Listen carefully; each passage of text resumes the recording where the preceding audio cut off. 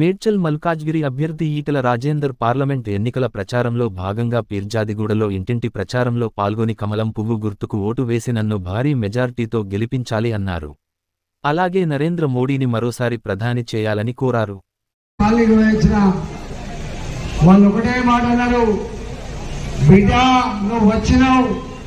తప్పకుండా మా ఇల్లు మునిగిపోయే సమస్య పరిష్కారం చేస్తామనే నమ్మకం ఉన్నది. ఈ రాష్ట్ర ప్రభుత్వంతో కొట్లాడతావా, కేంద్ర ప్రభుత్వం నిధులు తెచ్చి ఆ కాలువ కట్టి మా ఇల్లు మునగకుండా చేస్తావా అని చెప్పి వాళ్ళు అడిగితే నేనన్నా నా మీద మీరు నమ్మకం ఉందా అన్న, పక్కా చేస్తావని నమ్మకం ఉంది బిడ్డ, నీకే మా ఓట్లు అన్నీ అంటున్నాడు. ఫిర్యాదుగూడలో ఎవరిని పలకరించినా ఎవరిని కలిసినా నాది జనగామ, నాది హుజురాబాద్, మాది వరంగల్, మాది భువనగిరి అంటే ఒక్క మాటలో చెప్పాలంటే అచ్చ తెలంగాణ బిడ్డలు సెటిల్ అయిన కొత్త నగరం ఫిర్యాదుగూడ. మా సుదర్శనుడు అంటున్నాడు, అన్నా ఇంత పెద్ద టౌన్ కి నువ్వు తక్కువ టైం ఇస్తావంటే ఈ పార్లమెంటు 38 లక్షల ఓట్లు కలిగి దేశం మొత్తంలో ఇదే పెద్ద నియోజకవర్గం 70 రోజులుగా పక్షి లెక్క తిరుగుతున్న సగం కూడా కంప్లీట్ కాలేదు. అయినా నా ముఖం కొత్తది కాదు, నా మాట కొత్త కాదు, నేను కొత్త కాదు. 24 సంవత్సరాల చరిత్రలో 14 ఏళ్లు తెలంగాణ ఉద్యమ బిడ్డగా రోడ్ల మీద వంట వార్పు కావచ్చు, పోలీస్ స్టేషన్లలో, జైళ్లలో, చివరికి అసెంబ్లీ వేదికలలో ఆనాటి ముఖ్యమంత్రితో కొట్లాడిన తీరు కావచ్చు, ఇప్పటికీ మీ హృదయాల్లో సజీవంగా ఉంటది. రాజులేని పోరాటమే తెలంగాణ రాష్ట్ర సాధనకు సోపనమైన విషయం మీకు అంతా కూడా తెలుసు. కాబట్టి తెలంగాణ ఉద్యమ బిడ్డగా మీ హృదయాల్లో చోటు సంపాదించుకున్నాం. మొట్టమొదటి ఆర్థిక మంత్రి అయితే మొట్టమొదలే గవర్నమెంట్ స్కూళ్లలో, గవర్నమెంట్ హాస్టళ్లలో చదువుకునే పిల్లలకు కటవలతో కొలిసి పెట్టే పద్ధతి ఉండద్దు.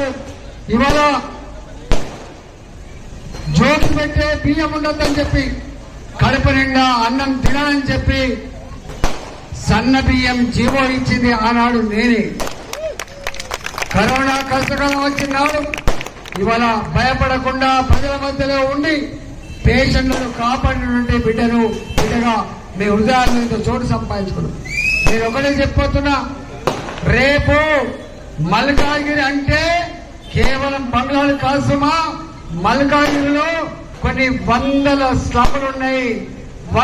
స్లమ్లున్నాయి. ఇవాటికి కాలు పోదు, ఇవాటికి మురికి కాలువలు లేవు, ఇవాటికి తాగే నీళ్లు లేవు, ఇవాటికి టాయిలెట్లు లేవు.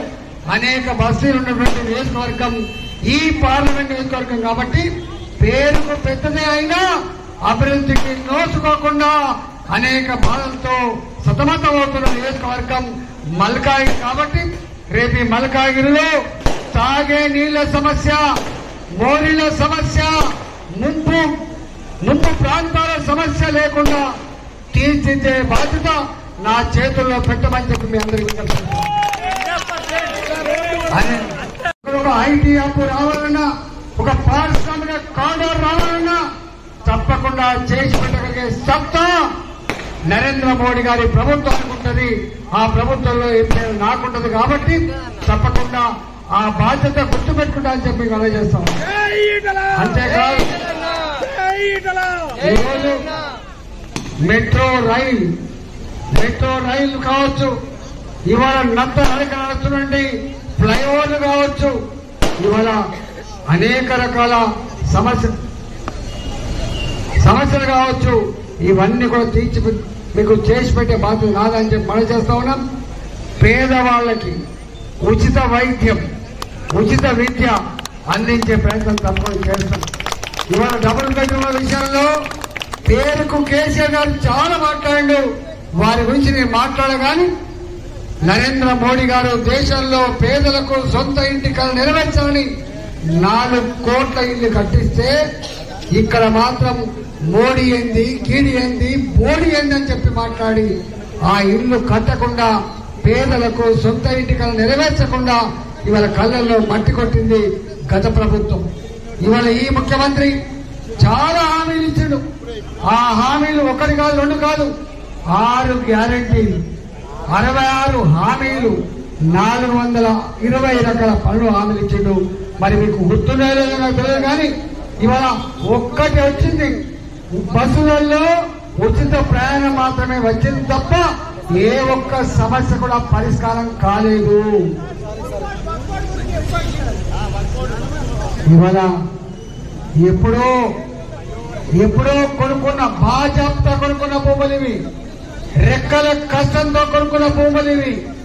ఆనాడు లేఅవుట్ చేసిన అడగలే, ఆనాడు పర్మిషన్ ఇచ్చిన అడగలే.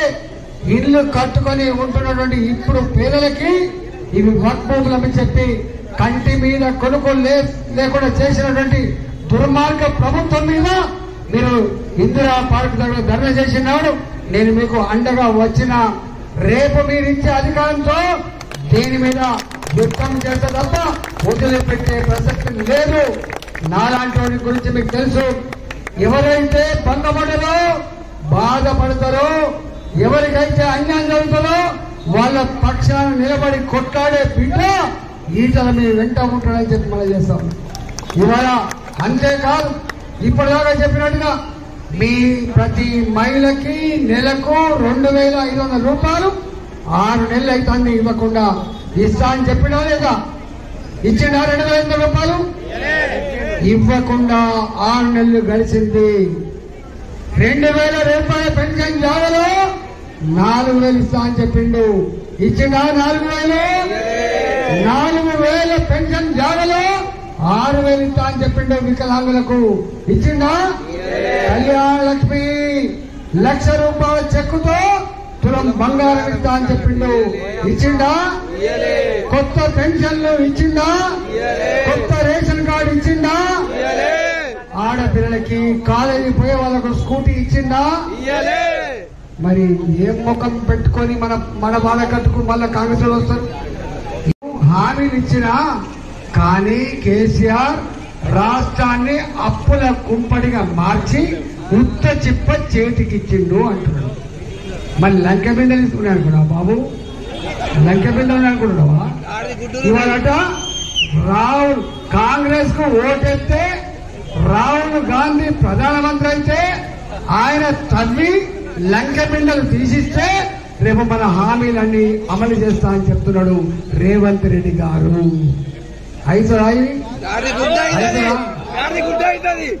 ఒడ్డెక్కేదాకా ఓడమల్లప్ప, ఒడ్డెక్కేదాక గంత పెద్ద తురుం ఖాన్ కేసీఆరే 1,00,000 రూపాయల రుణమాఫీ చేయక ఎలకల పడి ఓట్లు వస్తున్నాయని రింగు రోడ్డును అమ్ముకుంటే వచ్చిన పైసలు, భూములు అమ్ముకుంటున్న వచ్చిన పైసలు 2 తీసుకుపోయి బ్యాంకులో జమ చేస్తే వడ్డీ తీరింది తప్ప అసలు మాత్రం తీరలేదు. మరి ఈయనట 2 లక్షలు రుణమాఫీ చేస్తా అంటున్నాడు. నేను ఆర్థిక మంత్రి చేసిన నాకే అర్థం కాక మతిపోతుంది రేవంత్ రెడ్డి గారి హామీలు చూస్తా ఉంటే. నేను అనుకున్నా రేవంత్ రెడ్డి గారు ఇచ్చిన మాట కట్టుబడి హామీలన్నీ కనుక అమలు చేయకపోతే రేపు ఈటలు అంటూ ఉంటాడు, మళ్ళీ గలం నింపుతాడు ఆ అమలు కోసం. ఇవాళ మోడీ గారి గురించి ఎంత చెప్పినా తక్కువే. మోడీ గారికి ఎందుకు ఓటేయాలో 12 కోట్ల ఇళ్లలో మహిళలకు టాయిలెట్ కట్టించి మహిళల ఆత్మగౌరవాన్ని కాపాడిన వ్యక్తి నరేంద్ర మోడీ. ఇవాళ మన అయోధ్యలో రామాయణాన్ని కట్టించి నా ప్రజలు చల్లకుండాలని చెప్పి అక్షింతలు పంపించింది నరేంద్ర మోడీ. అంతేకాదు జమ్మూ అండ్ కాశ్మీర్ లో రక్తపాతం పాడితే ప్రతీకారంగా దాడికి పోతే చిక్కుపడ్డ వ్యక్తి అభినందన్ ని 24 గంటల్లో తీసుకొచ్చి వాళ్ళ అమ్మకు నాన్నకు అప్పచెప్పింది నరేంద్ర మోడీ గారు. అందుకే నరేంద్ర మోడీ గారికి ఎందుకు ఓటేయాలో అభినందన్ తల్లి అడుగుదని చెప్తుంది. నరేంద్ర మోడీ గారికి ఎందుకు ఓటేయాలో ఉక్రెయిన్ లో చిక్కుపడ్డ మెడికల్ స్టూడెంట్స్ ని మళ్లీ దేశాన్ని తీసుకొచ్చి తల్లికి తండ్రికి అప్పచెప్పినటువంటి ఆ తల్లిదండ్రులతో చెప్తారు ఓటు మోడీకి ఎందుకేయాలి. జమ్మూ అండ్ కాశ్మీర్ లో రక్తం పారేది. ఇవాళ హైదరాబాద్ లో స్లీపర్ సెల్స్ ఉన్నాయి. ఇక్కడ బుల్లెట్లు బాంబు మూతలతో అనేక మంది చనిపోయిండ్రు. కానీ మోడీ గారు వచ్చిన తర్వాత ఎక్కడా బాంబుల మూతలు లేవు, ఎక్కడ బుల్లెట్ శబ్దాలు లేవు, ఎక్కడ షాపులకు మెటల్ డిటెక్టర్లు లేవు. ప్రశాంతంగా బతికే జీవనం ఇచ్చింది ఈ దేశం. దాని కారకుడు నరేంద్ర మోడీ గారు. కాబట్టి మూడేసే ఉన్నది. ప్రజలు ఏ కాలనీకి ఆ కాలనీ కార్యకర్తలు ఎవరికి వాళ్ళుగా 2 రోజుల పాటు ఇంటింటికి పోయి ఓట్లు అడిగి కమలం పువ్వు గుర్తును నన్ను నిండు మనసుతో ఆశ్రయించమని చెప్పి కోరుతూ సెలవు తీసుకున్న భారత్ మాతాకి జై తెలంగాణ. కమలం పువ్వు గుర్తుకే భావన news channel please like, share, subscribe.